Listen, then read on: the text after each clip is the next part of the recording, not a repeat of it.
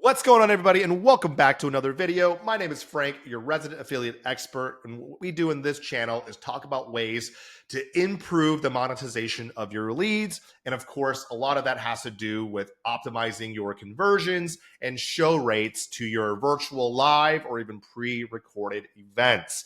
Now, we have a lot to cover today. Before we dive in, if you're brand new to this channel, if you enjoyed today's content, be sure to like and subscribe. It really does help us in growing the channel and reaching more businesses who need to hear this message. Now, feel free to check out our description. You can join our affiliate network and community where we talk about other conversion tactics on a weekly live basis. So thank you guys so much for tuning in today. Let's go ahead and dive right on in. So there's a lot of variables that go into how do we get more people to show up, right? How do we make sure people are watching the videos and most importantly, taking action on our opportunity, whether that's our offer or an affiliate offer. And one of the things I really want people to understand today is there are some basic steps you need to follow, right? If you're still doing the thing where you're setting up a Zoom call, you're setting up a webinar, you're sending out a few emails and using the internal reminder processes to get as many people on the call as possible, you are literally leaving thousands, if not tens of thousands of dollars on the table. So today's video is going to show you guys how to recapture that and start to put kind of some basic benchmarks in place that allows you to at least recapture or at least improve your chances of success. Okay. So first things first is let's dive into the types of leads that we need to tag and essentially create a follow-up campaign. Okay. Now, one of the biggest misconceptions is if they don't buy on my live call or the live on the main call, they're not going to buy on the follow-up.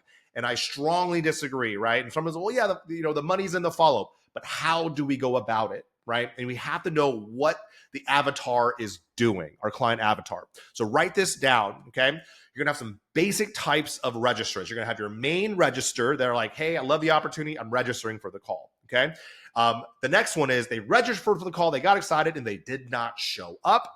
The next one is they registered, they attended, they watched some timing of the presentation and they left early. Ideally, you could define it between they left before the call to action or they left after the call to action. That's getting a little granular here. And the last one that I care about is they registered, attended, and did not buy, okay? Each of these tags will require a different level of messaging to either get them back to watch the replay or give them a shorter version of a summary, which is, okay, they left early and maybe they just need to see a slightly shorter version of your presentation right into the call to action. And the next one is they registered, attended, and did not buy, meaning they saw the offer and maybe it just wasn't compelling enough.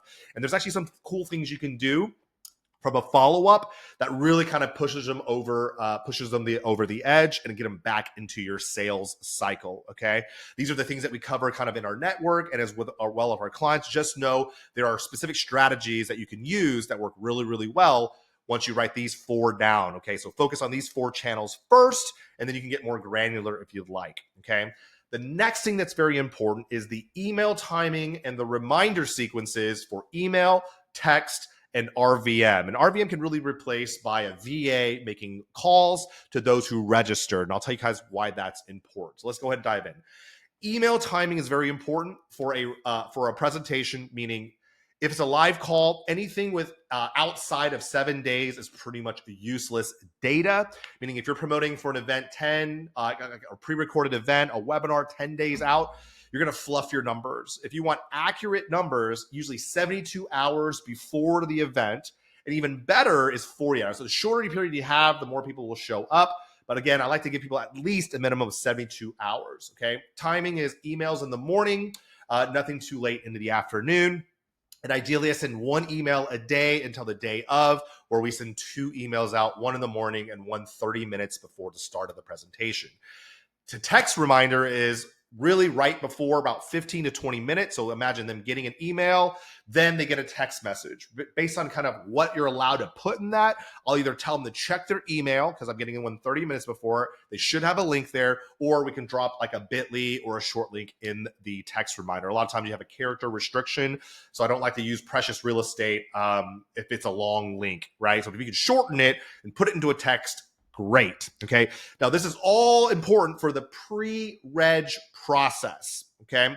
And one of the steps I heard from a company that does a lot of virtual events almost weekly are they have a VA that calls every person who has registered to welcome them to the call. And if they have any questions, here's my email address. That has helped, and they've noticed an increase in show rates just by adding that extra touch to it, okay? It is an added expense, but again, if you're trying to get more people on the call for that initial conversion point, that's something you can consider adding. Okay.